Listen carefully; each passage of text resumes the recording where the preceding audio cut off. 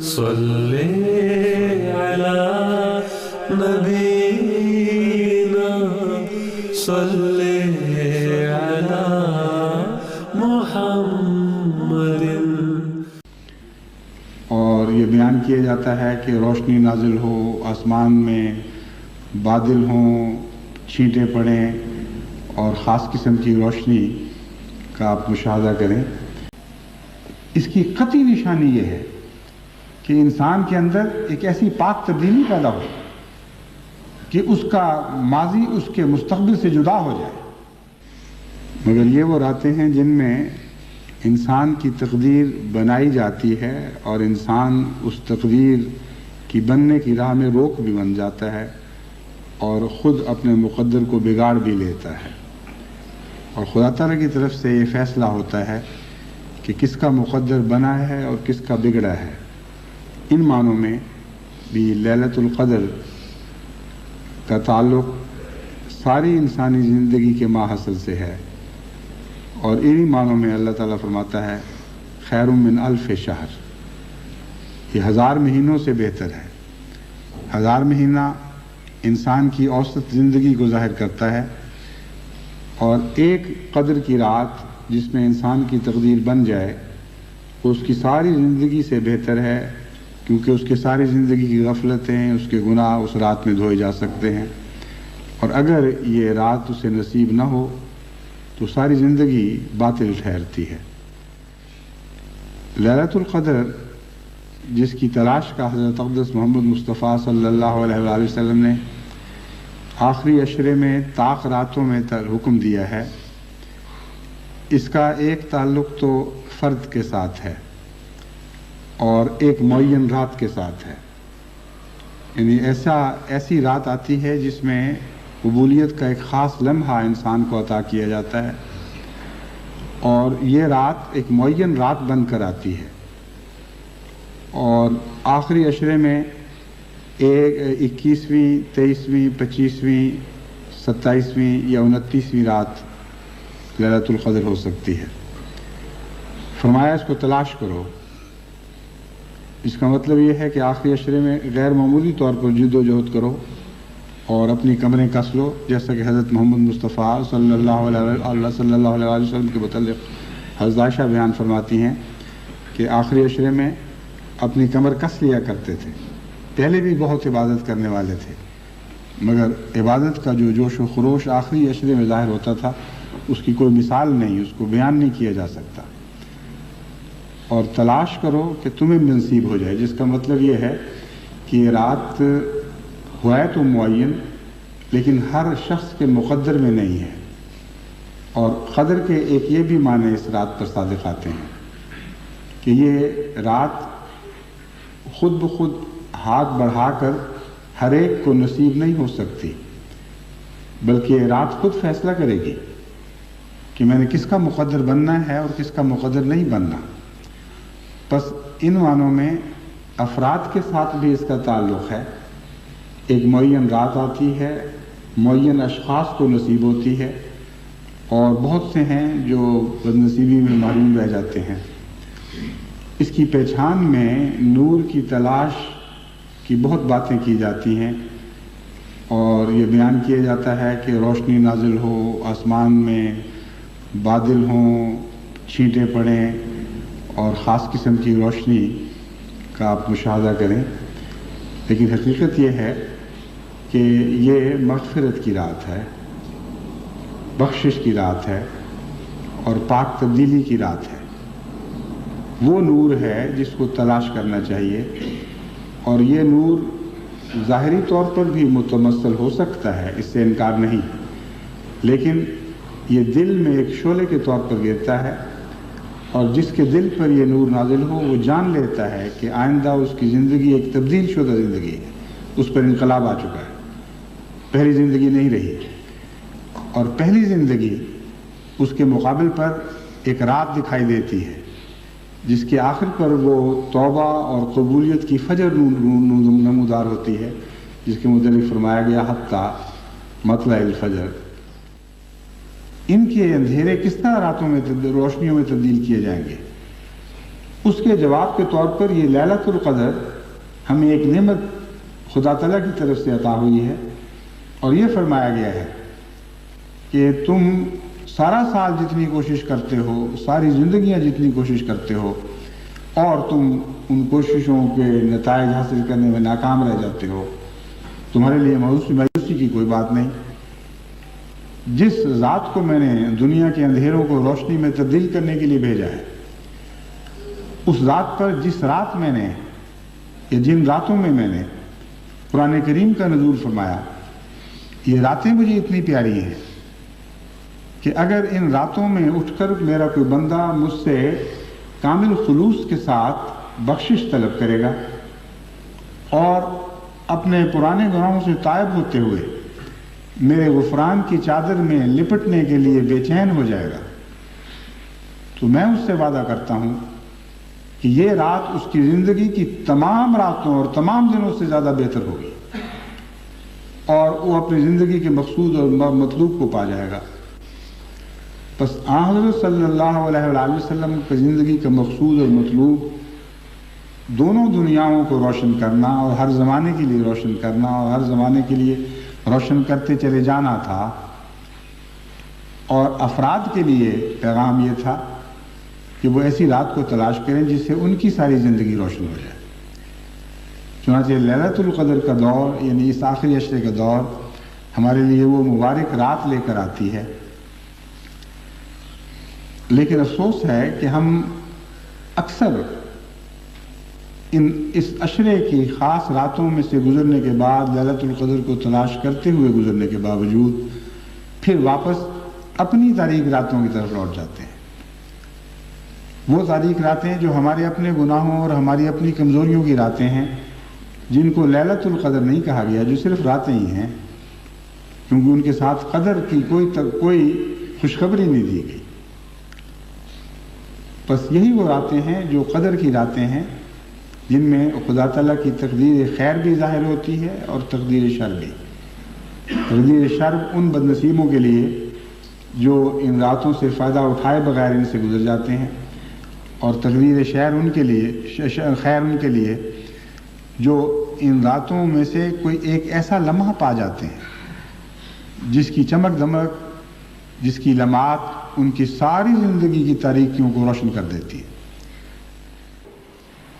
اور یہ وہ نور ہے جو لیلۃ القدر کو دکھائی دینا چاہیے، یعنی محمد مصطفیٰ کا نور، کلام الہی کا نور،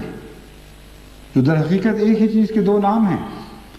بس آپ اگر ایک ظاہری چمک کو، ایک بجلی کی چمک کو لیلۃ القدر سمجھ کر اپنی ذات میں خوش ہوتے رہیں تو آپ کی مرضی ہے، جو چاہیں سوچیں اور جو چاہیں کریں، لیکن وہ نور جو دل پر نازل نہیں ہوتا، جو جیسا کہ میں نے کھول کر بیان کیا ہے قرآن کا نور اور محمد مصطفیٰ کا نور ہے، وہ نور اگر آپ کو نصیب نہیں ہوتا تو ہزار بجلیاں آپ کر چمکتی رہیں، آپ کے لیے روشنی کا پیغام نہیں بلکہ ہلاکت کا پیغام لے کر آئیں گے۔ آپ کو غلط فہمیوں میں مبتلا کرنے والی ہوں گی، آپ دھوکوں میں مبتلا ہو جائیں گے، نفس کے اندھیروں میں اور زیادہ ڈوب جائیں گے۔ آپ سمجھیں گے کہ آپ اہل اللہ بن گئے ہیں، ولی بن کر ابھرے ہیں اس رات، لیکن اگر دل نے یہ گواہی نہ دی کہ آپ پر کلام الہی کا نور نازل ہوا ہے، آپ کے اندر ایک پاک تبدیلی پیدا کی گئی ہے، اور محمد مصطفیٰ صلی اللہ علیہ وآلہ وسلم سے آپ کا ایک اٹوٹ رشتہ جوڑ دیا گیا ہے، تب تک یہ ظاہری علامتیں کوئی بھی حیثیت نہیں رکھتی۔ ہاں اگر یہ نصیب ہو جائے تو پھر بعض اوقات اللہ تعالیٰ اپنے بندوں سے پیار اور محبت کے سلوک کے اظہار کے طور پر یہ ظاہری علامتیں بھی ظاہر فرماتا ہے۔ قادیان میں مجھے یاد ہے بچپن کے زمانے میں لیلۃ القدر کی راتوں کی صبح اکثر لوگ سوال کیا کرتے تھے، کچھ ظاہر ہوا، لیکن بزرگ صحابہ اور عارف باللہ لوگوں سے جب بھی یہ سوال کیا گیا ہے، انہوں نے اپنی قلبی کیفیت کو نشان بتایا ہے۔ ہمیشہ یہی کہا کرتے تھے کہ اللہ کے فضل کے ساتھ دل پر جو کیفیت طاری ہوئی وہ ایک انشراح کی کیفیت تھی، انبساط کی کیفیت تھی، روحانی سرور کی کیفیت تھی، اور اس کے ساتھ ہی اللہ تعالیٰ نے کچھ ظاہری نظارے بھی ایسے دکھائے جن سے اندرونی کیفیتوں کو مزید تقویت ملی۔ لیکن بچے بعض دفعہ کہہ دیا کرتے تھے کہ جی ہم نے لیلۃ القدر دیکھ لی، اتفاق سے موسم ایسا تھا، رات بجلیاں چمکی اور روشنی کھڑکی کے راستے کمرے میں داخل ہوئی اور بچوں نے سمجھ لیا جی ہم نے لیلۃ القدر دیکھ لی۔ ان کا شغل ٹھیک تھا، نیکی کی خاطر یہ بچپن کی باتیں تھیں، مگر بڑوں کو یہ بچپن کی باتیں زیب نہیں دیتی، کیونکہ لیلۃ القدر کا ساری زندگی سے تعلق ہے۔ اگر آپ یہ سمجھتے رہیں کہ آپ کو یہ مبارک لمحہ نصیب ہو گیا ہے اور زندگی تاریک ہے تو کتنا بڑا دھوکہ ہے۔ اس کی قطعی نشانی یہ ہے کہ انسان کے اندر ایک ایسی پاک تبدیلی پیدا ہو کہ اس کا ماضی اس کے مستقبل سے جدا ہو جائے، اس کے اندر ایک نیا وجود پیدا ہو اور اس وجود کی روشنی پھر ہمیشہ بڑھتی رہے گی، کیونکہ ایک ہی آن میں اسے کامل طور پر نہ قرآن کا نور نصیب ہو سکتا ہے، نہ حضرت محمد مصطفیٰ صلی اللہ علیہ وسلم کے نور سے اس کا کامل تعلق پیدا ہو سکتا ہے۔ پھر یہ کون سا نور ہے جس کی میں بات کر رہا ہوں؟ یہ نور وہ قدر کا نور ہے، فیصلے کا نور ہے۔ خدا تعالیٰ کی طرف سے ایک فیصلہ آسمان سے اترتا ہے دل کے نور سے تعلق قائم کرنے کے لیے، جو دل کا فیصلہ بنتا ہے۔ یہ دو نور ہیں جو ملائے جاتے ہیں، اور یہی وہ نور ہیں جن کو قرآن کریم نور علی نور کہہ کر بیان فرماتا ہے۔ محمد مصطفیٰ صلی اللہ علیہ وسلم پر جو نور آسمان سے نازل ہوا تھا، اس کا ذکر کرتے ہوئے اللہ فرماتا ہے نور علی نور، دل سے ایک شعلہ چمکا تھا، اور پھر آسمان سے وہ نور اترا ہے جسے محمد مصطفیٰ کا یا قرآن کا نور یا خدا کا نور کہا جاتا ہے۔ بس ایسا نور ہر دل میں سے ایک شعلے کی صورت میں اٹھنا چاہیے۔ یہ نور اٹھے گا تو خدا کی طرف سے وہ نور نازل ہوگا، اور یہ تقدیر ہے